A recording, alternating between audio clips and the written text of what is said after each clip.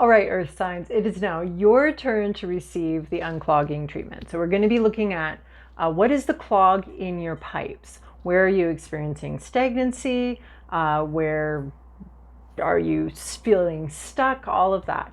And then in the description box below this little video, there will be links to my Vimeo channel. So over there, we'll discuss you all individually. This is like the group parent-teacher conference, sort of the introduction to it, and then you'll have little individual meetings over there where we're going to discuss your perspective on the clog, your higher self's perspective on the clog. What do you need to do? Do you need to call a plumber, liquid plumber, Drano, whatever, a plunger, maybe not at the same time though, and or just move out. So what are we going to do with the clog? What's the plan of action, and then what it looks like when it clears? So that will be over on Vimeo. But right now we're going to look at your goal, your desire, your external situation, what's going on around this clog, into which this clog, the world into which this clog has come, the obstacle, what is the clog, what's it made out of, and then the advice. So without further ado, that's just a quick explanation of what we're talking about right now. One more final shuffle. All right, let's go. The goal or your desire, your external situation, the clog, and the advice. Oh, this is interesting. All right. We have your goal and desire, 5 of Cups. I think you want to get over something. You'd like to heal from broken heart, from disappointment. Maybe you actually would like to grieve, and that is part of the whole healing process, is the grieving process. Just like part of the planting process is digging up the dirt, making a little hole, dealing with compost. Like the part of the whole growth process can be really looking into our grief, our sadness, dealing honestly and openly with those emotions. And for some of you, you may be wanting to stay stuck in grief, wanting to stay, there is a desire, there's a sense, there can be a sense of righteousness, or a sense of, being in a grieved party and wanting to sort of obsess and maybe use that, maybe you getting something out of it, out of being a damsel in distress, or out of being sort of a victim. Now, that's not going to be for all of you, but some of you may need to look at that aspect. What do you get out of staying stuck in an old cycle? What are you getting out of this clog, actually? Are you getting something out of this clog? But for many of you, you just want to get over it. You just want the clog to be done, but you want to move forward with your life. There's just this grief process in this situation. So your goal and desire is to move past a grief, a disappointment, a frustration, a sadness, move past it and get back onto the good stuff. Some of you, your goal though might actually be to cry. What's really interesting with the 5 of Cups here is we're talking about the clog where you're having stagnancy, and the 5 of Cups is almost a card of, it can be a card of stagnant emotions, right? So if we think of like water as the emotional realm, as the emotional situation here, and the expression of emotion, relationships, your goal might be to really just to have that flowing again, just to have that moving, but you might want to grieve more and look at that more. Okay, the external situation around you, you have 7 of Cups. The truth is, the situation is that there are a lot of options here. There's a lot of ways you could do something. There may be someone who's overthinking it, really planning something out, or really thinking through something. The external situation may look very intellectual, but at its heart, it's very emotional. This may look like intellectual decisions, choices that need to be made, decisions that need to be made, pro-con lists, spreadsheets. This may look like a very intellectual decision that you're making. I'm just trying to choose the best thing. I'm just sorting through my options. But even Seven of Cups with the Five of Cups here, it's actually very emotional. And Seven of Cups can be about taking an intellectual approach to an emotional decision. So, but I'm also seeing a very intellectual approach of, you know, what needs to be done, very practical decisions, but there's a lot of decisions to be made, maybe some overwhelming decisions, amount of decisions to be made and things to sort through, information to sort through. So it all looks very intellectual and informational, but it's actually underneath it all very emotional, deeply emotional, even though, you know, you're doing pro-con lists and trying to figure out what to do and thinking it through. And from the outside, it might look very, very smart, intentional, all of that, but there's just actually some grief for, all right, a little glitch there for the phone to do its thing. So external situation looks like there's just a bunch of decisions to make and there are a lot of options. Internal situation internal situation might be like more emotional, quite a bit more emotional. It's an emotional situation. But your goal and desire is to sort of work through some kind of grief or disappointment or sadness. The obstacle, the clog, we have the Hierophant. So this could be a religious leader. This could be a teacher that's created the clog.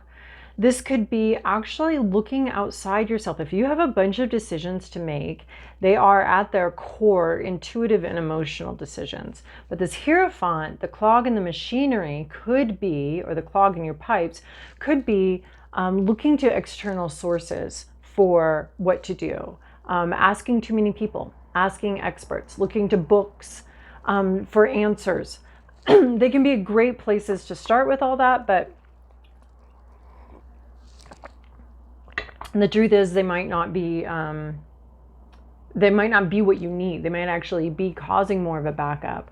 I want to say like over researching your options. Let's say you need a refrigerator and you have spent maybe 10 hours researching refrigerators. Well, that's actually the problem. The problem isn't this, that, and the other thing. The problem is that the reason why you don't currently have a working refrigerator is because you've spent way too much time thinking, considering all the options, researching all the options, and sort of overthinking it and looking to other experts instead of like, you know, doing a reasonable amount of research and then picking one you want.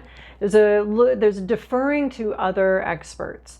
This could actually be, though, a teacher or a religious leader that is kind of holding things back. And they have to make a lot of decisions. This could be someone who actually is making a lot of decisions. This could be a boss or a potential boss who's having to sort through a lot of information and make decisions about things. And they could be some sort of official leader. The Hierophant I don't really think of as like an official leader of a traditional industry, but an official leader in a creative, spiritual industry. There's more of a King of Wands with the Hierophant here as far as like leadership in creativity or spirituality. The Hierophant can also, more options here, the Hierophant can also talk about the need for, wow, that just left my brain entirely, so I don't think we need that option here. Oh, and look at this, the advice. Wow. Queen of Pentacles. It is to plan ahead. It's to plan ahead. I mean, there's a lot of decisions that need to be made and you need to plan your next step. So don't be just focused on the clog. The advice is to you have to figure out how to clear the clog, how to clear out this Hierophant energy, whether it is an organization, whether it's representing some sort of organization that's creating a clog in the machinery. I want to say taxes, libraries, like any sort of like ancient historic institution. It's very institutional, but in this one in particular, it's talking about like information that comes from outside of you. So that information could actually be slow in coming back. You might have asked for information and it's taking its sweet time coming back to you. You might have like I'm thinking of like you've put into a search engine something and it's taking like weeks for that search engine to get you the results. It's more like an old-fashioned library situation where you're asking the librarian, maybe you've ordered a book or you've asked the librarian for something and they have to do like an interlibrary loan, and the book has to come from, you know, some other library that they have some sort of relationship with. So, but the Queen of Pentacles is figuring out like, well, what do I need to do after that? Like, okay, so when I get the book, now what do I do with the book? I'm going to have 2 weeks to read the book before it's due back, and then it's interlibrary loan, and you can't extend it. So anyway, so the Queen of Pentacles is really looking ahead at the next step. Maybe you actually just want to buy the book instead of that. So the clog is sort of the Hierophant, could be an organization, could be a need for some sort of external authority to weigh in on something or come in here, or just the external authority is just being a big clog in your machinery, and you could be on your way, except for we've got this problem right here. So Queen of Pentacles, the advice is looking to the future, planning ahead. It's really interesting with Seven of Cups and Queen of Pentacles. These are coming in very parallel as far as like really thinking through your next steps and planning your next steps. Like, well, there's a clog. I think the Queen of Pentacles could be looking at a way around the clog, looking at other methods for dealing with the clog, looking at, okay, so the kitchen sink is clogged. Until that gets fixed, until the plumber, you know, the external expert comes in and deals with it. So you're gonna, the problem is that the plumber is like delayed or something. Or it could be the plumber himself. He kind of got sucked into the pipe while he was doing something else, and there's a plumber in there. So you're looking at maybe, okay, well, I've got to get these dishes washed, so maybe I'll use the bathtub, maybe I'll use the bathroom sink, don't use the toilet, but, you know, consider all options, though. So maybe I'll bring them over to the neighbor's house. Like, what are you going to do? So there is a sense of you need to, like, make preparations for something and really plan out the next step, because this clog, I don't know if you're sidestepping it or if you're just,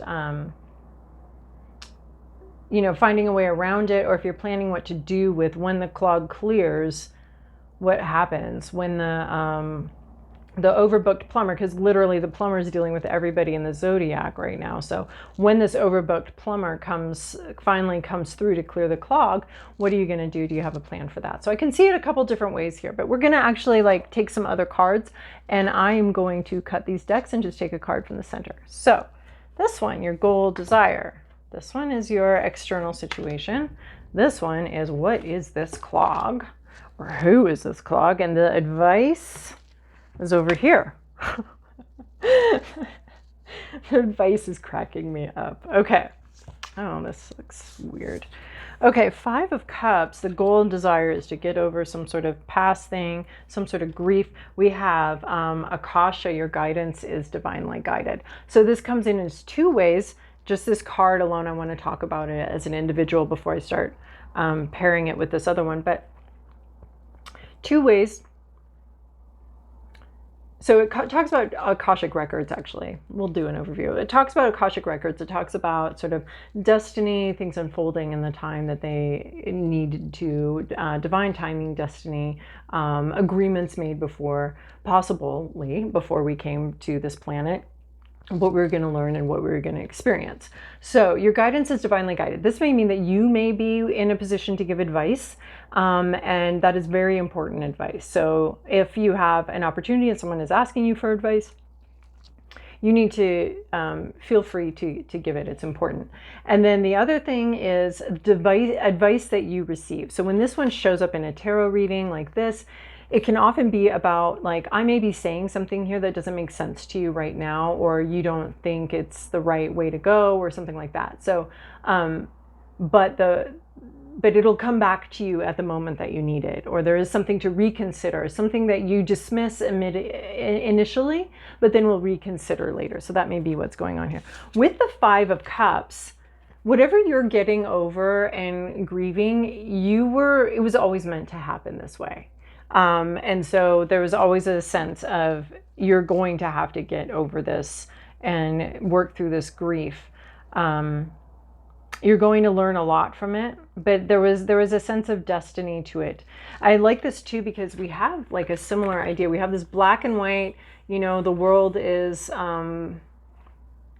has drained of joy. It's the broken cups right here. And then we do move into, you know, being able to see the bright side, being able to see a lot of better things coming in your future. But there is a sense of the past is like actually was meant to unfold this way. There's a purpose to your grief and your sadness. You are learning a lot from this. Maybe you want to be an advice giver. Maybe you want to be a teacher or something like that. But you are sort of held back or experiencing some sadness or some setbacks or some regret. But you are being guided through this, and your goal and desire is to like fulfill your destiny, which for some reason this grief is all part of that. But I think you want to move forward. It's a really fascinating combination of cards. Your external situation, lots of choices, lots of decisions that need to be made.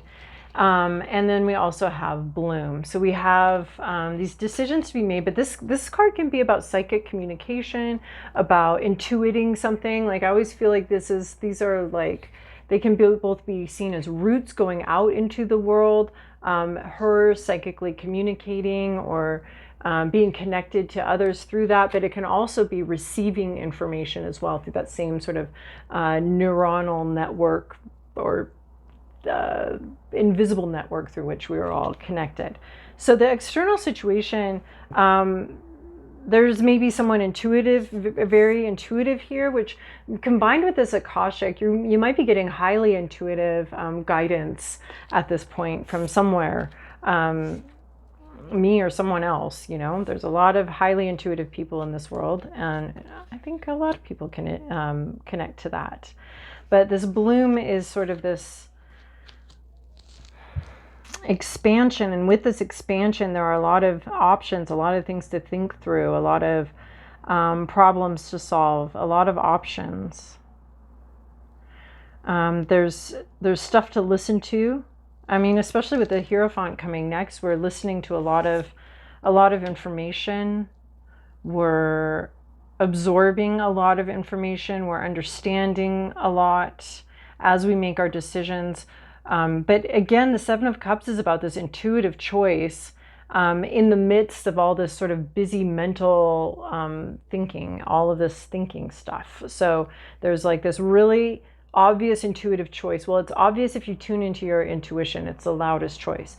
But your mind is trying to like really is kind of adding a lot of red herrings into the situation. A lot of distractions. They're not distractions. They're just things to consider. But there is this bloom card has like intuition. It also has something about hearing, something about understanding something. So as you're doing your research, the Seven of Cups is sort of, as the research is being done, as the options are being weighed, there's going to be one strong contender. And I think it's just going to get stronger as time goes on. There is going to be an intuitive element to it, but it is important that this whole process, this vetting process happen.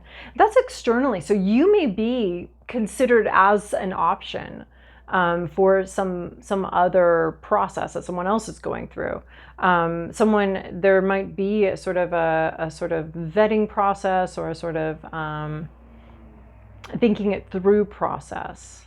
You may be hearing about it soon.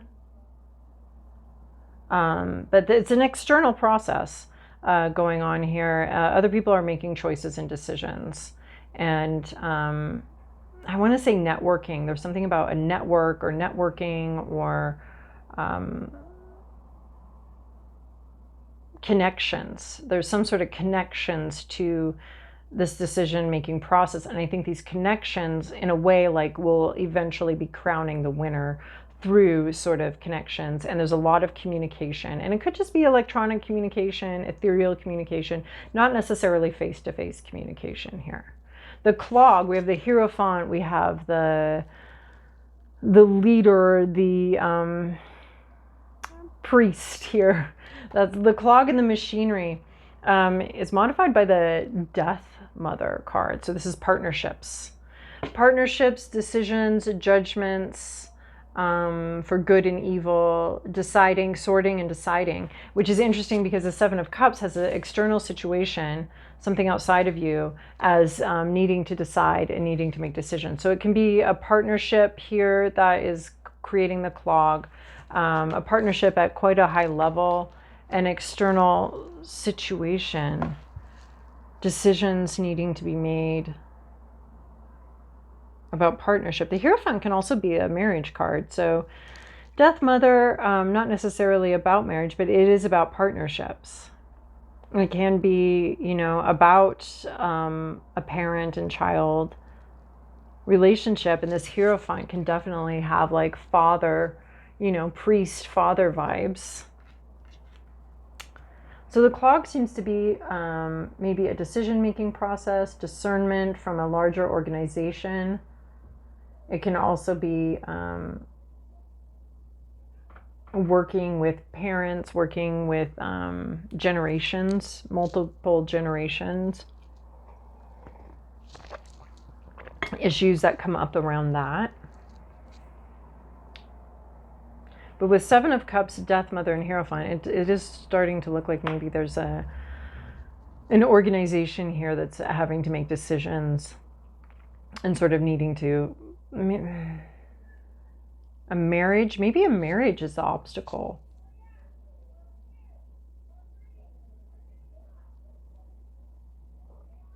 And agreements and joint decisions that are made.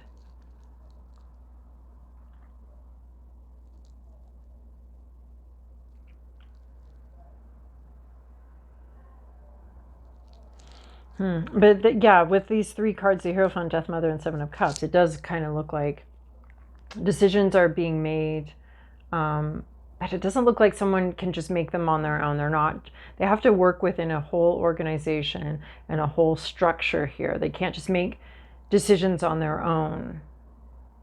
They're not able to do that. It's not very independent. It's a very similar vibe actually to the fire signs.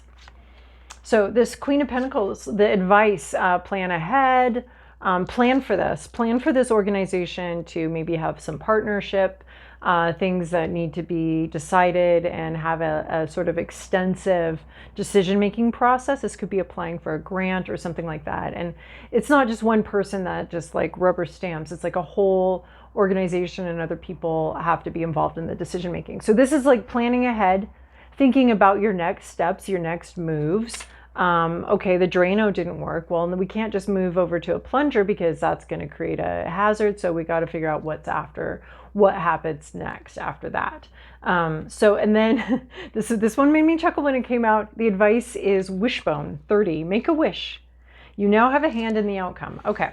So Queen, this is actually, I was like, make a wish. Just the advice is just to wish this clog away. But really it is that you have a hand in the outcome, and you need to know what your desires are. You need to know what the outcome is. This is really actually helpfully clarifying this Queen of Pentacles card. You need to know what your desire is. You need to be clear on that. Because with the wishbone, two people pull on it and the option can go either way, right? So there could be competition involved. So you need to know, do you actually want the winning wishbone? Do you actually want that wishbone? If you do, you need to know what you want. And then when you're pulling on the wishbone, when it comes, it could be, coming down to between two people, a decision between two people or something like that. You need to know what you want, and you need to have an idea on how to get it, because you have a hand. Literally, you can pull on this. And if you pull a certain way, I don't know that there's any tricks or rhyme or reason to it, but if you pull a certain way, you get it. So you kind of need to know what you want. You need to be making your wishes with a lot of intention. She has a lot of intention right here. She knows exactly what she wants and where she wants to go. So you need to, you have a hand in the outcome. I love it because Queen of Pentacles, she has a wish, she has a dream, and she's very practically moving towards it. It's not just wish, it's like a wish with a plan, and that's a lot better. So you have a hand in the outcome. You're going to be doing something, making an action, creating and being a co-creator with that outcome. So you need to be really clear and intentional.